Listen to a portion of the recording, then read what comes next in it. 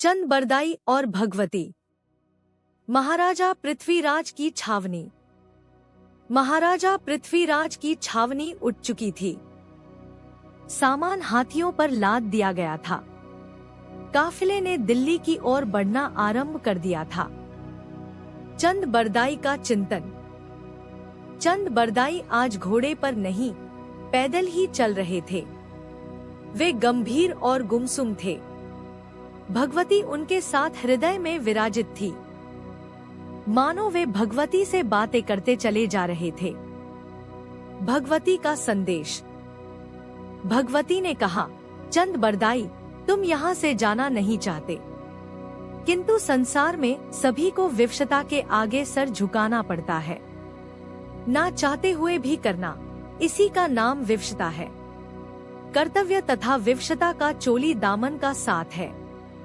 जब तक तुम्हारे जीवन में कर्तव्य है, तब तक तुम्हें विवशताओं का सामना करना पड़ेगा।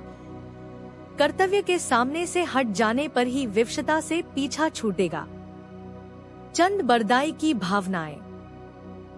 चंद बरदाई के आंसू निकलने को थे, किंतु बहुत सारे लोग साथ थे, इसलिए उन्होंने अपनी भावनाओं पर संयम बनाए रखा। चंद बरदाई का अंतर्मन। चंद बरदाई के मन ने कहा, माँ, यह सब तुम्हारी लीला है। तुम ही हृदय से कर्तव्य की भावना जगाती हो तथा तुम ही विवशता का प्रदर्शन करती हो। तुम्हारी कृपा के बिना कर्तव्य तथा अकर्तव्य। भगवती का उत्तर। भगवती ने कहा, जीव को तपाने के लिए ही कर्तव्य का भाव पैदा करती हूँ। कर्तव्य पालन मनुष्य का साधन है। यदि मेरी लीलाओं का अवलोकन आंतरिक साधन है, तो कर्तव्य पालन बाह्य साधन। जीव के उत्थान के लिए दोनों साधनों की आवश्यकता है।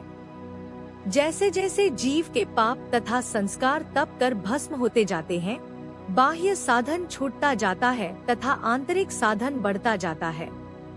तब कर्तव्य का भाव भी विलीन हो जाता है तथा विवशता भी सामने से हट जाती है।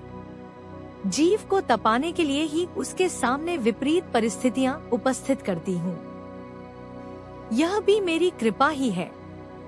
जो विपरीत परिस्थितियों से विचलित हो जाते हैं, वे मेरी कृपा के लाभ से वंचित रह जाते हैं। चंद बरदाई का समर्पण। चंद बरदाई ने कहा, हाँ माँ, तू ही जीव को बंधन में डालती है तथा तू ही बंधन मुक्त भी करती है।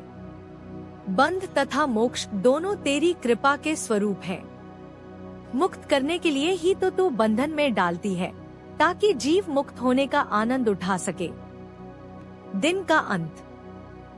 इसी प्रकार मन ही मन माँ से बातें करते चंद बरदाई चले जा रहे थे। सांझ होने को आ गई थी। एक उपयुक्त स्थान देखकर छावनी डालने का आदेश दिया गया। हाथियों से सामान उतार लिया गया।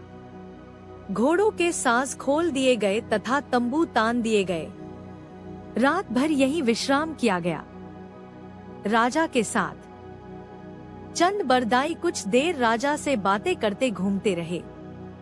जब राजा अपने तंबू में विश्राम करने चले गए, तो चंद बरदाई टहलते हुए एक पत्थर पर जा बैठे। उन्हें इस समय अकेला अच्छा लग रहा था। महात्मा का आगमन। तभी वहां एक महात्मा अदृश्य से प्रकट हुए। सफेद लंबा चोगा, सफेद लंबी दाढ़ी, हाथ में कमंडल, चेहरे पर तेज। प्रणाम और परिचय। चंद बरदाई ने महात्मा को देखकर प्रणाम किया, तो वे बोले, मैं पिछले 3 दिनों से तुम्हारी गतिविधियों पर दृष्टि रखे हूँ। तुम्हारे साथ जो जो घटित हुआ मुझे सब ज्ञात है। प्रसन्नता की बात है कि तुम पर भगवती की कृपा है। चंद बरदाई का प्रश्न। चंद बरदाई ने कहा, आपकी भी कृपा है। क्या मैं आपका परिचय जान सकता हूँ? महात्मा का उत्तर। महात्मा ने कहा, साधु का इतना परिचय क्या कम है कि वह साधु है। हम कुछ महात्मा अदृश्य रूप में इन पहाड़ियों पर निवास करते तथा कई बार चामुंडा माता जी के दर्शन करने चामुंडा जी की टेकरी पर जाते रहते हैं। अब की बार गया तो तुम देखने में आ गए। तुम्हारा भाव देखकर अच्छा लगा। उत्सुकता। चंद बदाई को यह सुनकर कौतूहल हुआ। उन्होंने पूछा, आप अदृश्य है, तो आपकी कुटिया भी अदृश्य है क्या? महात्मा का जीवन। महात्मा ने कहा, हमें कुटिया का कोई आवश्यकता नहीं होती। किसी गुफा में, किसी वृक्ष पर, किसी नदी किनारे कहीं भी समाधि लगाकर बैठ गए। सर्दी, गर्मी, धूप, छांव, दिन रात से कोई अंतर नहीं पड़ता। शांति हो अथवा कोलाहल, हमारे लिए सब एक समान है। भिक्षा का प्रश्न। चंद बरदाई ने पूछा, और आपकी भिक्षा? महात्मा का भिक्षा। महात्मा ने कहा, भिक्षा उनकी आवश्यकता है जो अभी तक जगत से ऊपर नहीं उठ सके। हमारी भिक्षा सूक्ष्म पंच भौतिक तत्वों से स्वमेव पूरी होती रहती है। निवास स्थान। चंद बदाई ने पूछा, अब आप कब से यहाँ पर रह रहे हैं? महात्मा का इतिहास। महात्मा ने कहा, संसार में ऐसे कई स्थान हैं जहाँ अदृश्य महात्मा रहते हैं। उनमें से मालवा की पहाड़ियाँ भी एक है। यहाँ चामुंडा माता जी का आकर्षण मुख्य कारण है। पहले मैं हिमालय में रहता था, 2000 वर्ष पूर्व यहाँ आ गया। आश्चर्य। यह बातें सुन सुनकर चंद बरदाई आश्चर्यचकित हो रहे थे। उन्होंने कहा कि वे महाराज की क्या सेवा कर सकते हैं। सेवा का उत्तर। महात्मा ने कहा, जब हमारी कोई आवश्यकता ही नहीं है, तो तुम हमारी सेवा भी क्या कर सकते हो? जो तुम साधन भजन करते हो, उसी को हमारी सेवा समझ लो। दृश्यमानता। चंद बरदाई ने कहा, आप कहते हैं कि आप अदृश्य रहते हैं, किंतु मुझे तो आप प्रत्यक्ष दिखाई दे रहे हैं। महात्मा का स्पष्टीकरण। महात्मा ने कहा, यह हमने अपने आप को तुम्हारे सामने प्रकट किया है, इसीलिए तुम देख पा रहे हो। हम फिर मिलेंगे। विदाई। चंद बरदाई ने कहा, किंतु मैं तो यहाँ से बहुत दूर दिल्ली में रहता हूँ। महात्मा ने कहा, यह हमारे लिए कोई समस्या नहीं। इतना कहकर महात्मा जी अधर में विलीन हो गए। चंद बरदाई का आश्चर्य। चंद बदाई देखते ही रह गए।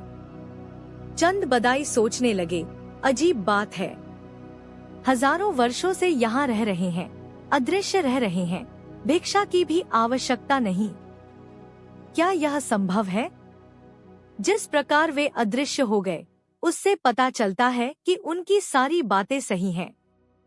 यदि वह झूठ बोलने वाले होते तो उनके पास इस प्रकार की सिद्धि संभव नहीं थी। भगवती से प्रार्थना। हे माँ, यह भी तेरी एक लीला है। किसी को हजारों वर्षों की आयु प्रदान कर रही है, तो किसी को शीघ्रता पूर्वक बार बार जन्म मरण के चक्र में घुमा रही है। किसी को अपनी लीला दिखा रही है, तो किसी को अपनी लीला में भटका रही है। तेरी लीला तू ही जानती है। यह कहते कहते महाराज श्री चुप हो गए। माता के समक्ष उनके हाथ जुड़ गए थे एवं मस्तक प्रणाम की मुद्रा में झुक गया था। चिंतन का प्रवाह। मेरा कुछ दूसरा ही विचार चल रहा था। मैं सोच रहा था, गुरु का कार्य कितना कठिन है। मन में गुरु होने के भाव के स्थान पर गुरु सेवा का भाव रखते हुए कार्य करना, अपने आप को बाहर से गुरु रूप में प्रस्तुत करना, किंतु अंतर में शिष्य वृत्ति। माया होगा शिष्य तथा गुरु का भाव एक साथ। यह बात कठिन अवश्य है, किंतु असंभव नहीं। महाराज श्री में भी गुरु होने का अभिमान कहाँ है? उनमें शिष्य का भाव है या नहीं, यह देखने का हमारे पास कोई उपाय नहीं, किंतु गुरु होने के अभिमान का अभाव प्रत्यक्ष है। अनुभूति का मंथन। अब विचार परवाह मुड़ गया था। मैंने चंद बरदाई की आत्मस्थिति को मंथना शुरू कर दिया। जैसे माँ के चरणों के प्रति उनका अनुराग था, वैसा अनुराग किसी के प्रति मेरे अंतर में है क्या? क्या भगवान के प्रति है? क्या गुरुदेव के प्रति है? उत्तर था नहीं। मुझे महाराज श्री की बात याद आ रही थी। बाहर की चढ़ाई के साथ अंदर की चढ़ाई भी आवश्यक है। अंतर में चढ़ने की ओर से उदासीन चला आ रहा था। फिर चंद बरदाई जैसी अनुभूतियों की कल्पना कैसे की जा सकती थी? अनुभव का प्रवाह, विचार प्रवाह फिर घूम गया। अब अदृश्य महापुरुष का विषय अभिमुख था। क्या उन्होंने यह स्थिति सहज ही प्राप्त कर ली होगी? नहीं, यहाँ तक पहुँचने के लिए उन्हें क्या कुछ नहीं करना पड़ा होगा। इसके लिए कितने दीर्घ काल साधनरत रहना पड़ा होगा, कैसे कैसे विघ्नों का सामना करना पड़ा होगा, कितने उतार चढ़ाव देखे होंगे। और तू क्या प्रयत्न कर रहा है? क्या त्याग कर रहा है? कितना साधन करता है? तुझ में कितनी सहनशीलता एवं उदारता है? उत्तर था, कुछ भी नहीं। गलानी, मैं ठंडा हो गया। मन गलानी से भर गया। जिन्होंने कुछ प्राप्त किया है, साधन, त्याग, अनुराग तथा समर्पण से किया है, मुझ में इन सब बातों का नितांत अभाव था। फिर कुछ प्राप्त कैसे होगा?